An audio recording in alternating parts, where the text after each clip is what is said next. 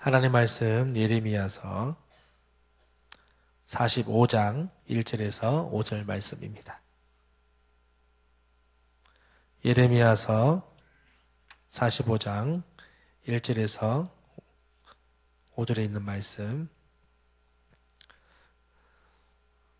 한 절씩 서로 교독하도록 하겠습니다.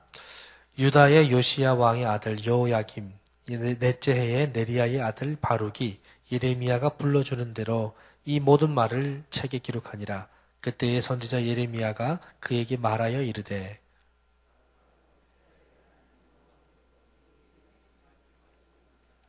내가 일찍이 말하기를 화로다.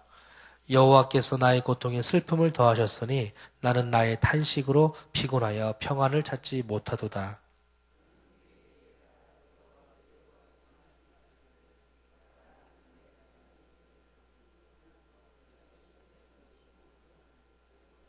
같이 읽습니다. 내가 너를 위하여 큰 일을 찾느냐? 그것을 찾지 말라. 보라, 내가 모든 육체의 재난을 내리리라. 그러나 내가 가는 모든 곳에서는 내가 너에게 내 생명을 노량물 주듯 하리라. 여호와의 말씀이니라. 아멘. 예레미야서는 시대순으로 배열되지 않은 장입니다. 같은 말이지만 연대기적 배열을 따르지 않습니다. 좀 더 쉽게 말씀드리면은 예레미야서는 요시야의 아들 여호야김에서 시드기야 왕 때에 기록된 말씀입니다. 여러분 예레미야서 1장 3절 말씀에 보면은 3절에 이런 말씀이 있어요. 요시야의 아들 유다의 왕 여호야김 시대부터 요시야의 아들 유다의 왕 시드기야의 11년 말까지 곧 5월에 예루살렘이 사로잡혀 가기까지 여호와의 말씀이 예레미야에게 임하였다. 이렇게 기록하고 있습니다.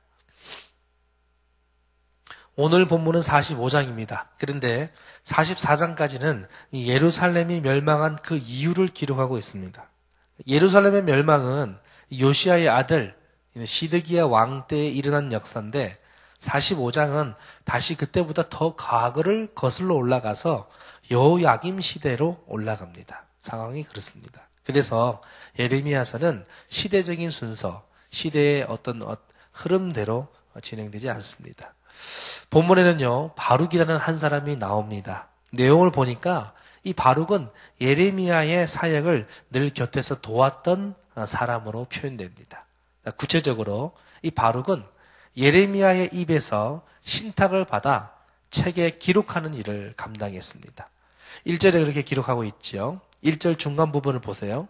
예레미야가 불러주는 대로 이 모든 말을 책에 기록하니라. 그때의 선지자 예레미야가 그에게 말하여 이르되 이렇게 되어 있습니다. 그러니까 바룩은 예레미야가 말하는 것을 받아 적는 사역을 했던 것이죠. 여러분 신탁이라는 말은요 어떤 뜻이냐면 기도하는 사람의 요청에 대한 응답으로 신이 우리에게 주시는 신의 의사 또는 예언이 전달되는 것을 신탁이라고 말합니다. 믿고서 대신 맡아달라고 부탁하는 것입니다. 신이 사람을 매개자로 하여서 자신이 그 사람을 믿고 이것을 맡아달라 부탁을 하는 것이죠. 그래서 신의 부탁 이렇게 이해하시면 더 쉽습니다. 여러분 말씀드리자면 이제 예레미야는 하나님의 말씀을 들었고 그리고 바룩은 그 말씀을 예레미야를 통해서 듣고 적었던 것이죠. 그러니까 하나님과 예레미야, 이 바룩의 관계는 바로 이런 관계였습니다. 신탁의 대상은 바룩이었고 신탁의 주체는 이스라엘의 하나님 여호와였고 이 신탁, 하나님께서 부탁하신 내용을 전달하는 사람은 예레미야였다 그 얘기입니다. 예레미야는 그래서 늘 하나님의 예언의 말씀을 전했고 또 신탁의 대상이었던 바룩은 늘 그의 곁에서 하나님의 말씀을 받아 적었습니다. 그러니까 늘 받아 적는 것이 듣는 것이 늘 저주, 징벌, 멸망 뭐 이런 메시지만 계속 바룩은 받아 적었을 거 아니겠어요?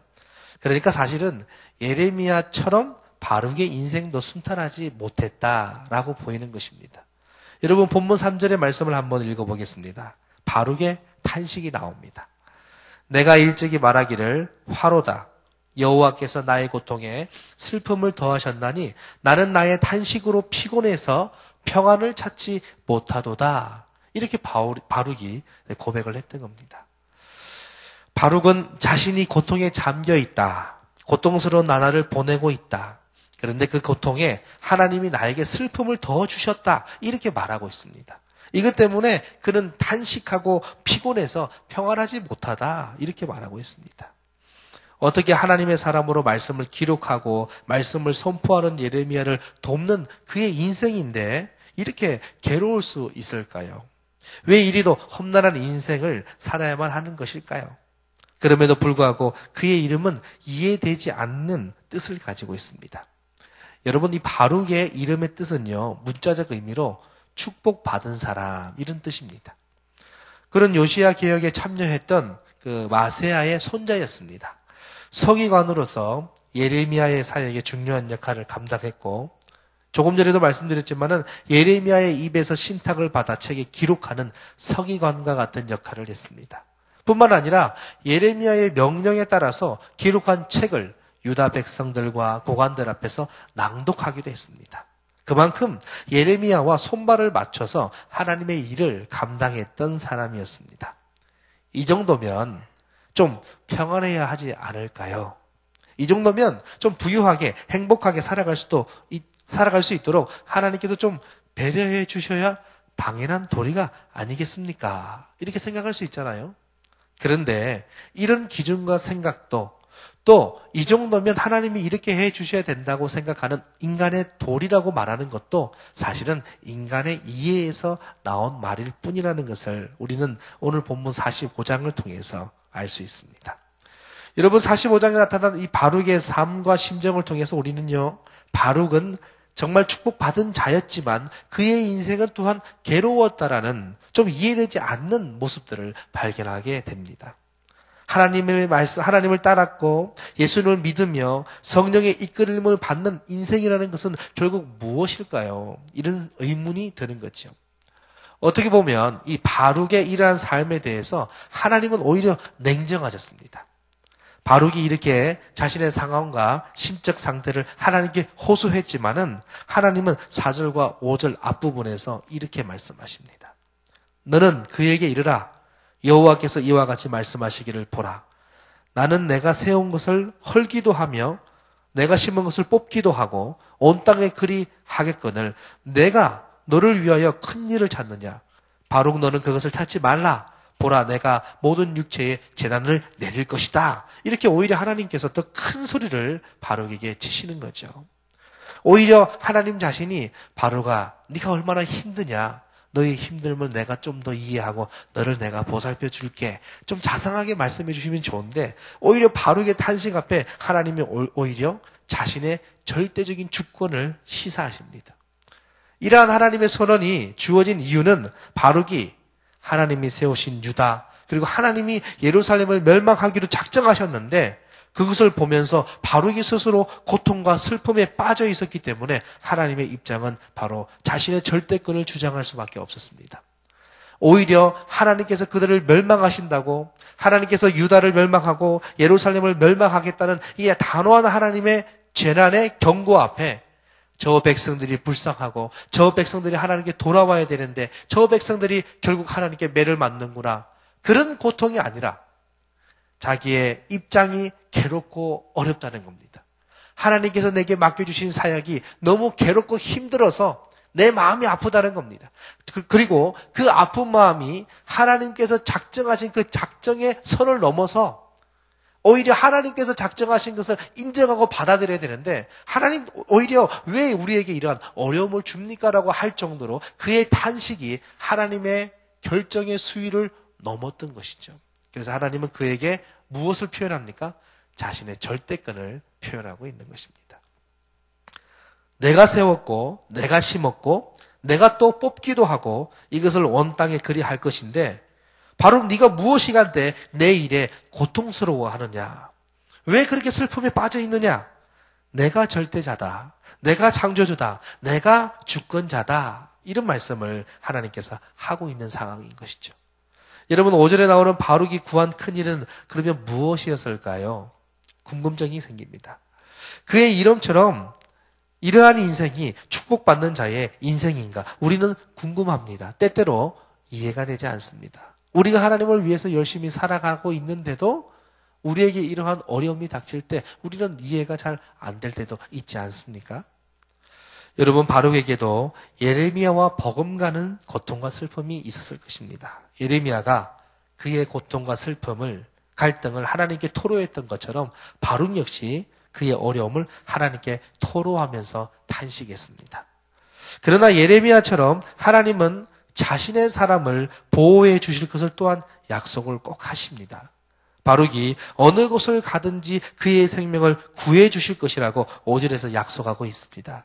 이 약속은 하나님께 불순종한 유다 백성이 어디로 가든지 어디로 피하든지 다 하나님의 심판으로 죽임을 당하게 될 것이라는 것과 대조를 이룹니다.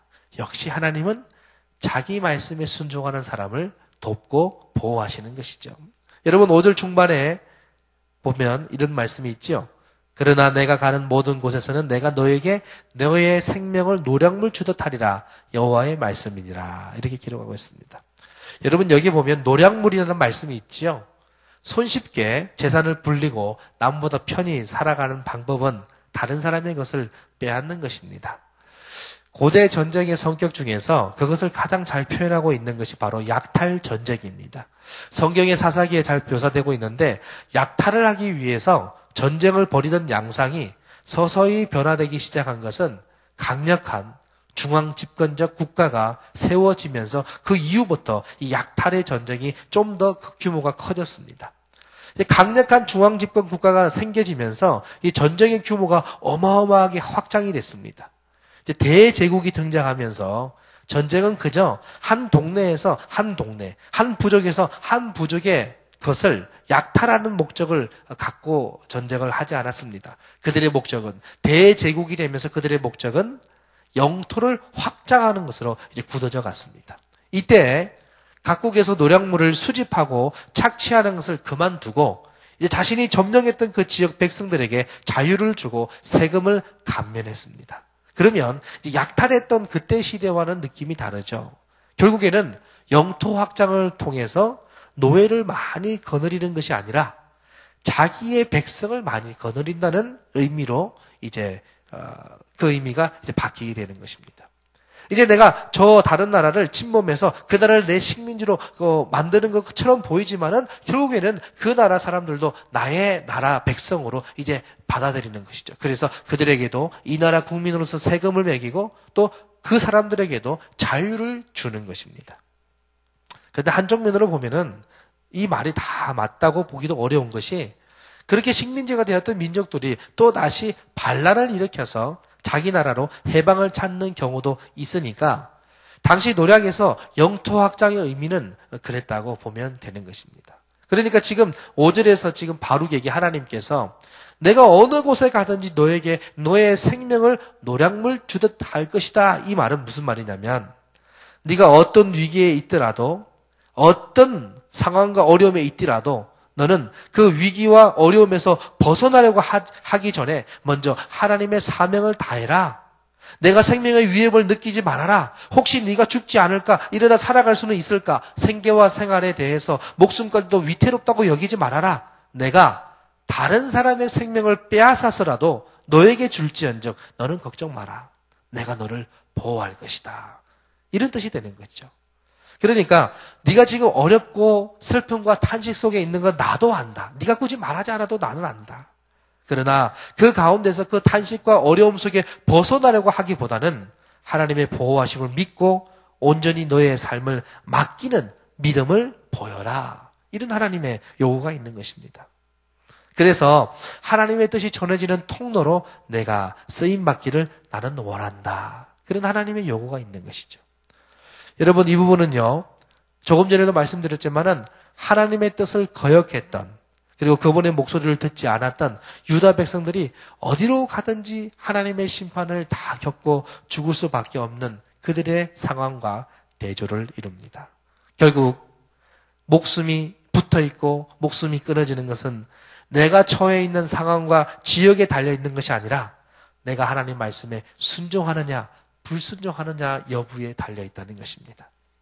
사랑하는 성도 여러분, 바룩의 이름은 축복받은 자라는 뜻입니다. 그의 인생을 두고 보면은 그가 어떤 상황을 보고 그가 축복받았다고 우리가 볼 수 있겠습니까? 인생이 순탄하고 평안한 것이 복이 아니라는 것이지요. 안락하고 평화로운 것이 근본적인 복은 아니라는 것입니다. 근본적인 축복은 하나님께 쓰임받는 것, 그리고 하나님께 쓰임받는 내 상황 속에 내가 믿음으로 견뎌내는 것, 그것이 축복이라는 것입니다. 그래서 내 삶이 하나님 말씀의 통로가 되는 것이 하나님이 바라시는 축복이라는 것입니다. 사랑하는 성도 여러분, 그로 인해 우리는 어려움을 고난으로 받아들여야 됩니다. 그래서 우리는 고난을 즐거워하고 그 고난을 이기고 견딜 수 있도록 날마다 하나님께 보호하심을 약속받는 우리 모두가 되어야 될 줄 믿습니다. 사랑하는 성도 여러분, 우리 인생이 굽이굽이 여러 가지 일들이 있을 때 내가 하나님께 특별히 범죄한 것이 없고 특별히 잘못한 것이 없는데도 내 삶의 어려움이 갑자기 크게 닥칠 때 우리는 곰곰이 내 자신의 경건을 한번 묵상해 보십시오. 내가 어떻게 경건 생활하고 있는지, 그리고 또 내 삶에 있어서 내가 하나님께 특별히 큰 득제한 것이 없는지를 한번 돌아보십시오. 그러고도 아무런 이유 없이 내 삶에 큰 어려움이 닥쳤을 때 그것은 하나님이 나를 테스트하는 것이거나 아니면 사탄이 나를 공격하는 것입니다. 그때 여러분 믿음으로 승리하시기를 바랍니다. 아, 목사님, 언제까지 우리가 이런 인생을 살아가야 됩니까? 라는 의문이 들 때 여러분, 우리 인생이 너무 길고 너무 이런 고난이 끈질기게 우리를 쫓아올 때 우리는 이렇게 생각하십시오. 아, 하나님이 나를 하늘나라에서 영원히 살게 할 수 있도록 나를 지금 이 땅에서 테스트하시는구나. 하늘 백성으로서 자격을 갖추게 하기 위해서 나를 훈련시키시는구나 생각하시면서 우리 삶에 닥친 여러 가지 어려움과 고난을 믿음으로 극복하시기를 바랍니다. 특별히 천국에 들어갈 그날을 기약하면서 소망으로 인내하는 저와 여러분들 모두가 되시기를 주님의 이름으로 축복해 드립니다. 기도하시겠습니다. 하나님 감사합니다. 오늘 바룩의 모습을 보면은 바룩은 참 마음이 아팠습니다. 그의 인생이 괴로웠습니다.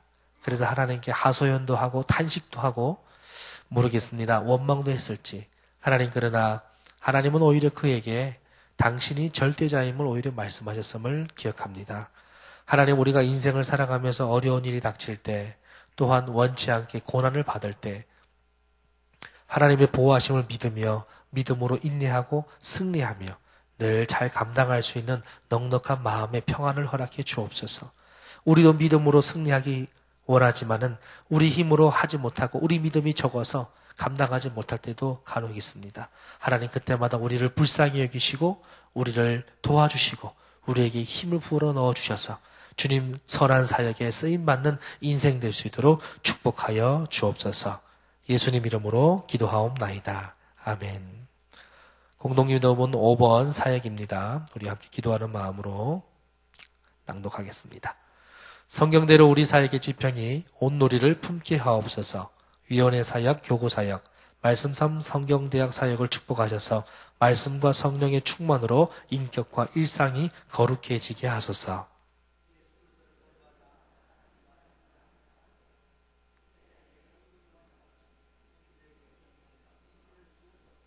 한 사람을 사랑하고 세우는 일이 사역의 근원이 되게 하시고 하나님 나라에 헌신하는 작은 모임을 거룩한 영으로 채우시며 우리 사역이 사회 변동과 역사 흐름을 이끌어가게 하옵소서. 아멘. 주기도문 하시겠습니다. 하늘에 계신 우리 아버지, 아버지의 이름을 거룩하게 하시며 아버지의 나라가 오게 하시며 아버지의 뜻이 하늘에서와 같이 땅에서도 이루어지게 하소서. 오늘 우리에게 일용할 양식을 주시고 우리가 우리에게 잘못한 사람을 용서하여 준 것 같이 우리 죄를 용서하여 주시고 우리를 시험에 빠지지 않게 하시고 악에서 구하소서. 나라와 권능과 영광이 영원히 아버지의 것입니다. 아멘. 지금 들은 말씀이 내 삶으로 이어지게 하옵소서. 2015년 성지순례단 모집과 사역을 위해서 화요여전도의 기도회와 교구 전도들을 위해서 일본어 말씀 묵상 나눔 모임과 동력하시는 성공규 사모님을 위해서 그리고 오늘도 성도들의 가정, 직장, 학업 하루를 인도하옵소서. 우리 여러분들 공동기도문과 여기 나온 기도 제목으로 기도하시다가 개인적인 기도 시간 갖도록 하겠습니다. 함께 기도하시겠습니다. 하나님 아버지 감사를 드립니다. 오늘 바르게 한식을 듣게 됩니다. 하나님의 절대권을 인정하면서 내 삶의 여러 가지 상황들을 내려놓는 믿음의 자세를 우리에게 허락하여 주시옵소서. 하나님, 때때로 우리 삶의 고달픔과 어려움이 닥칠 때 하나님, 괴롭다고 힘들다고 어렵다고 울부짖으며 원망하고 가슴 칠 때가 있습니다. 하나님 아버지, 주의 사역 감당할 때 이 모든 것을 너희 감당해내고 넉넉히 이길 수 있는 믿음을 허락해 주셔서 주님 바라보고 주님 의지하는 우리 모두가 될 수 있도록 주여 축복하여 주시옵소서. 오늘 말씀을 들으며 바르게 심령을 또한 마음에 새깁니다. 또한 아버지 하나님의 메시지를 새깁니다. 주님, 무엇보다 하나님의 절대적인 주권을 기대하고 그 주권을 믿으며 하나님께서 우리를 보호해 주신다는 것을 마음에 새기며 담대히 살아가는 우리 모두가 될 수 있도록 도와주시옵소서. 아버지 하나님, 이 시간 저에 기도합니다. 우리 교회 사역을 주님께서 축복해 주시옵소서. 우리 사역의 지평이 점점 온 세계로 확장되게 도와주시고 우리 교회에서 이루어지는 모든 사역들마다 하나님 거룩한 말씀과 성령의 충만으로 모든 사역들이 잘 진행될 수 있도록 주님 축복해 주시옵소서. 예수님을 본받게 도와주시고 목회자와 성도들에게 거룩한 헌신과 희생을 허락해 주시옵소서. 아버지 하나님, 오늘 들은 말씀을 우리 마음에 새기면서 순종하는 하루가 되기를 원합니다. 하나님, 2015년 성지순례단 모집과 사역 화요여전도회 기도회와 교구전도회 아버지 일본어 말씀 묵상 나눔 모임 사역이 있습니다. 성공교 사모님을 사랑해 주시고 모든 사역들 진행과 계획 가운데 하나님 은혜를 다해 주셔서 주님께서 이끄시는 대로 물 흘러가듯 바람이 불듯 자연스럽게 성령의 바람에 의해서 우리가 이 사역을 준비하고 계획하며 진행할 수 있도록 축복하여 주옵소서. 이 시간 주 앞에 나와서 성도님들 기도합니다. 기도하는 모든 기도의 제목들을 들어주시고 응답하여 주시고 모든 것 하나하나 다 땅에 떨어지는 것이 아니라 하늘나라에 상달되어서 하나님의 거룩한 축복과 응답으로 부여받을 수 있는 복된 기도의 자리 될 수 있도록 도와주옵소서. 하나님, 우리와 함께하여 주시고 오늘도 말씀 잡는 제 성남성결교회 성도들의 삶을 축복하시고 지켜 보호하여 주시옵소서.